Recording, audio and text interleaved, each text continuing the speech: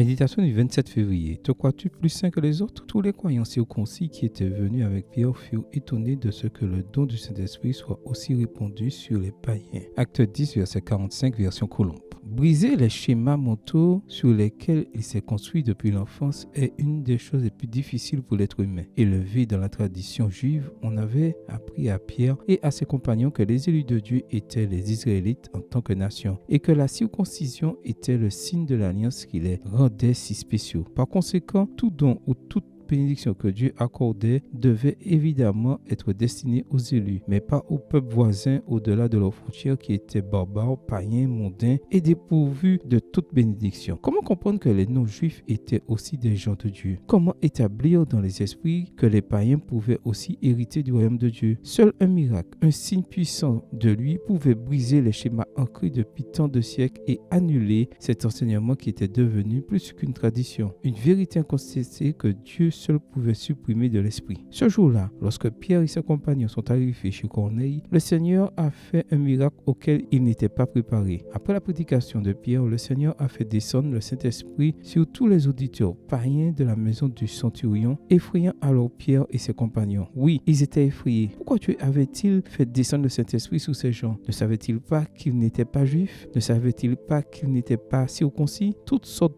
de pensées se sont heurtées à la mentalité éduquée dans l'exclusivisme religieux jusqu'à ce qu'ils ont conclu que Dieu ne faisait pas d'acception de personne. As-tu déjà réfléchi au nombre de schémas mentaux qui font que tu perçois les gens d'une manière différente? Penses-tu être plus saint ou meilleur que les autres? Considères-tu que seule ton église est l'élue et que toutes les autres sont païennes? Tu seras surpris de savoir comment Dieu voit les êtres humains. Pour lui, il n'y a pas de couleur, de race, de citoyenneté, de statut social ou de titre nous différenciant, car chaque être humain est son enfant. Elle est toujours pour nous tous et son plus grand désir est de nous sauver, de faire descendre son esprit sur chacun, peu importe qui nous sommes ou ce que nous possédons. C'est sa plus grande joie. Tu peux venir à Jésus avec confiance même si tu effraies ton entourage. Tu n'effraies pas Dieu. Il t'attend car tout est par sa grâce. Amen. Bonne journée à vous et que le Seigneur vous bénisse.